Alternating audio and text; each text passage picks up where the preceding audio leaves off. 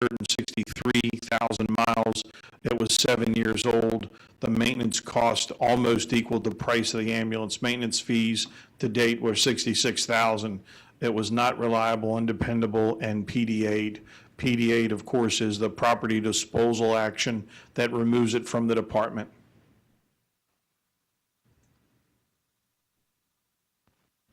Has there been only the one trip by Chief Gill related to this? Yes, sir, to the best of our knowledge. What was the competitive process that selected Sosua to be the recipient? We're not responsible for any part of that. OPM would be the agency that would have to discuss that.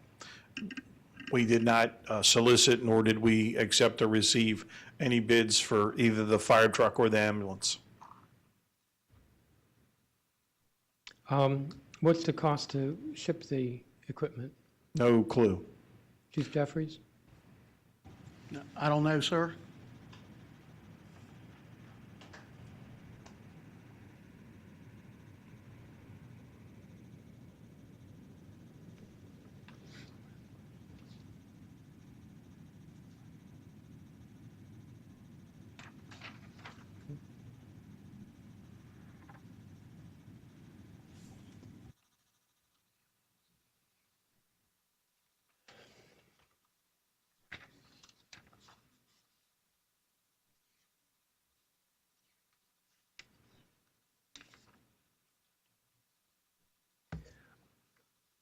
I don't think I have any more questions on this particular issue, but I'll conclude with this.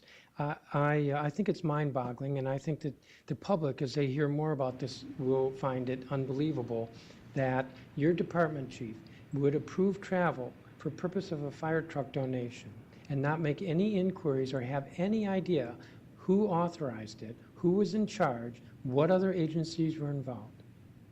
I would agree with you. I think it's hard to believe, but it obviously happened, council member. And again, I hope I said it, but I'll say it one more time. I'll take full responsibility.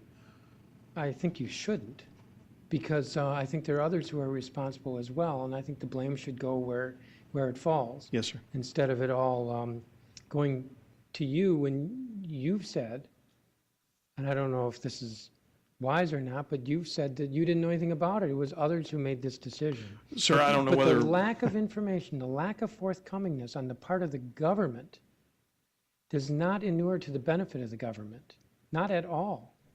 I mean, this is small potatoes, as I read from that article, and yet, this is just a scandal that's burgeoning. I hope it's wise to always tell the truth. I know you said it wasn't, but I'm telling the truth, and I understand I'm under oath. The other aspect that I hope you provide enough time for the Attorney General to do a thorough investigation. I believe that he's going to look at every aspect and his staff, and I feel comfortable and confident in telling you we'll get to the bottom of this. Well, I have every reason to believe that the Office of the Attorney General was in the thick of this.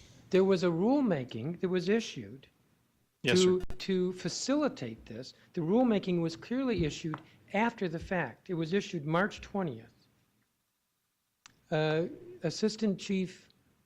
Deputy Chief Gill went there the end of January to announce the donation. So this rulemaking is clearly after the fact. Ms. Alexander testifies that she knew nothing about it.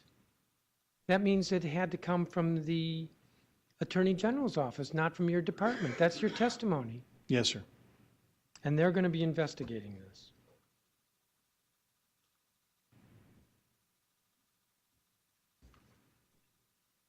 Let me turn to some other issues. Yes, sir.